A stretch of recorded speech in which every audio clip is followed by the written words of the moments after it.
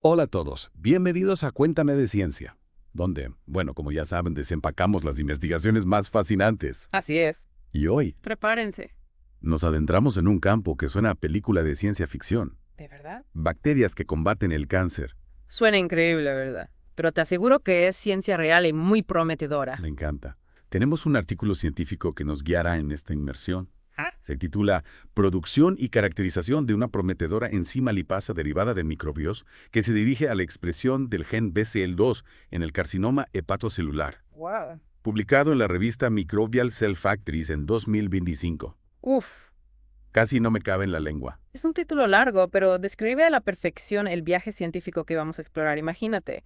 Una bacteria común, la Pseudomonas aeruginosa, Ajá. podría ser la clave para nuevos tratamientos contra el cáncer de hígado. Eso sí que es intrigante.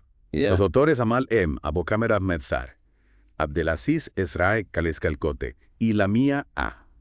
Anmabel Boli nos llevan de la mano en este descubrimiento. Pero antes de sumergirnos en los detalles, Claro. recuérdame qué hace que esta bacteria, Bueno. y más específicamente una enzima llamada lipasa, Ajá. sea tan especial. Las lipasas en general son como pequeñas fábricas moleculares que descomponen las grasas. ¿Entiendo? Lo interesante es que esta lipasa en particular producida por la Pseudomonas aeruginosa Sí. es excepcionalmente eficiente y estable. ¿Eso qué significa en la práctica? Significa que funciona muy bien incluso en condiciones difíciles y eso es fundamental para su aplicación en el desarrollo de tratamientos. Claro. Piensa en la complejidad del cuerpo humano, una enzima que se desestabiliza fácilmente no sería muy útil. Entiendo. Es como un explorador que necesita ser resistente para sobrevivir en un ambiente hostil. Exactamente. Y los investigadores en este caso se embarcaron en una búsqueda meticulosa para encontrar la mejor cepa de esta bacteria. Ajá. Es decir, la variante que produce la lipasa más potente. Ajá, como buscar una aguja en un pajar. Mm. ¿De dónde sacaron tantas bacterias? De 50 y unas muestras biológicas humanas, sangre o orina esputosa de heridas. Nos suena muy agradable. No te preocupes, todo se hizo con las medidas de seguridad adecuadas. Está bien. De estas muestras aislaron 51 cepas de Pseudomonas aeruginosa. 51. ¿Y cómo encontraron la mejor? Hicieron una competencia de descomposición de grasas. Algo así utilizaron un medio de cultivo con rojo fenol, una sustancia que cambia de color en presencia de lipasas. ¿Entiendo? Cuanto más rápido cambiaba el color, más activa era la lipasa. Ingenioso. Y la ganadora. La cepa con mayor actividad curiosamente provenía de una muestra de pus de herida. Tras identificarla genéticamente usando el gen ARR16, la registraron en la base de datos Chembank. Fascinante.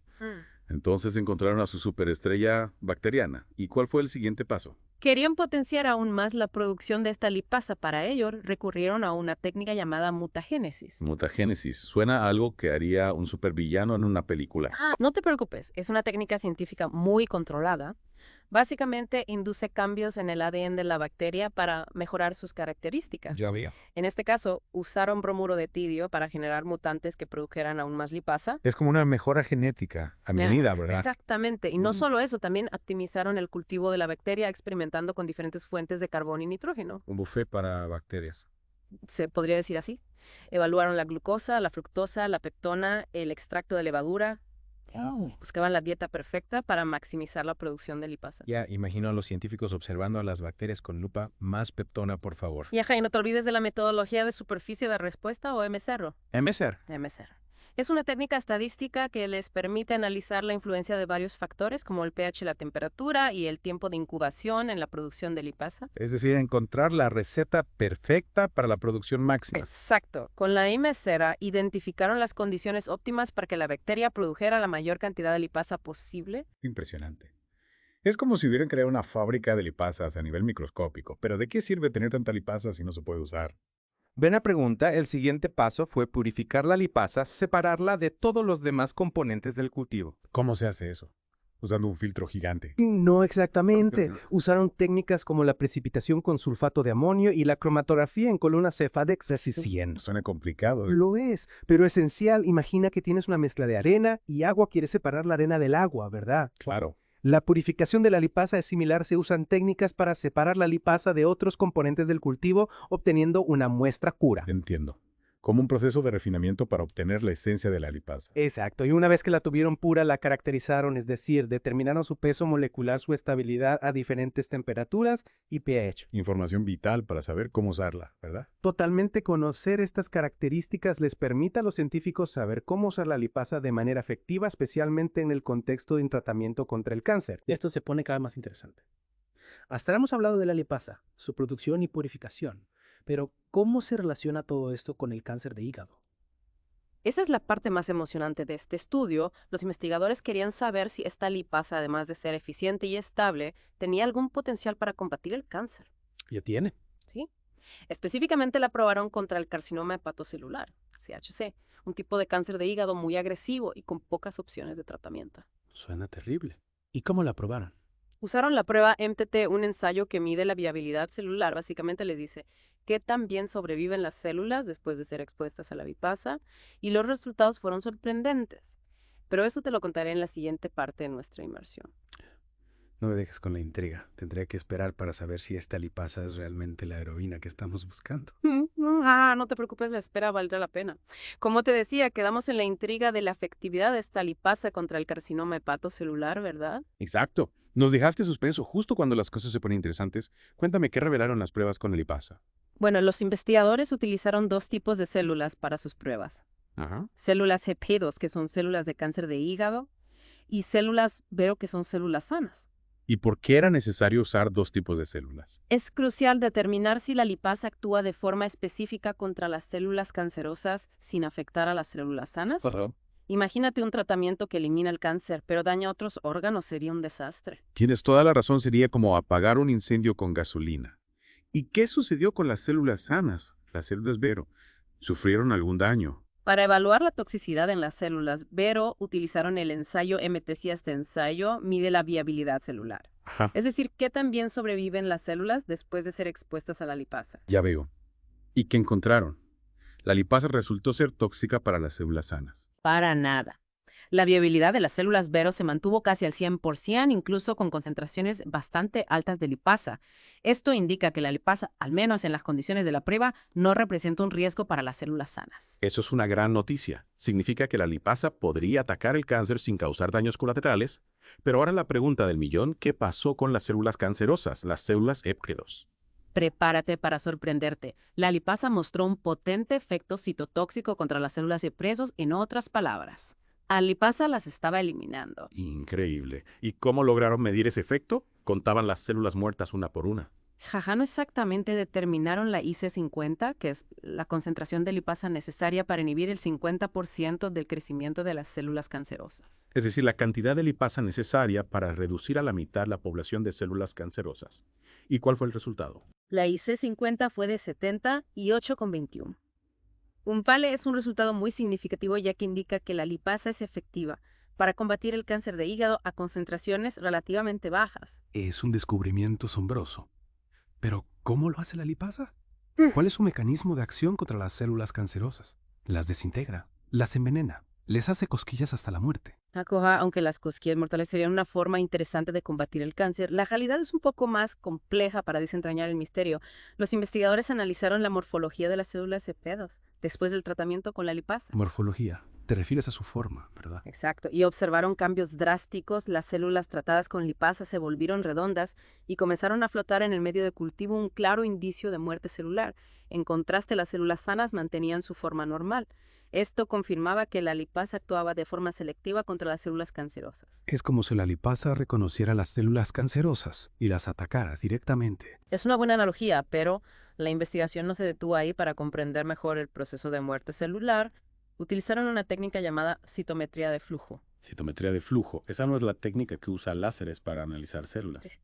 Es una técnica muy sofisticada que les permitió determinar si la muerte celular se producía por apoptosis o necrosis. Ya hemos hablado de la apoptosis. La muerte celular programada es como si las células cancerosas se autodestruyeran, pero ¿qué es la necrosis? La necrosis es un tipo de muerte celular más desordenada, como una explosión celular, y lo interesante... ¿Ves el 2? No era ese el gen que nivel apoptosis, el escudo protector de las células cancerosas. Exacto. BCL2 protege a las células cancerosas de la autodestrucción y los investigadores descubrieron que la lipasa disminuía la expresión de este gen en las células HEPG2. Espera, la lipasa debilitaba las defensas de las células cancerosas, dejándolas expuestas al ataque. Precisamente. Al reducir la expresión de BCL2, la lipasa hacía que las células cancerosas fueran más vulnerables a la apoptosis.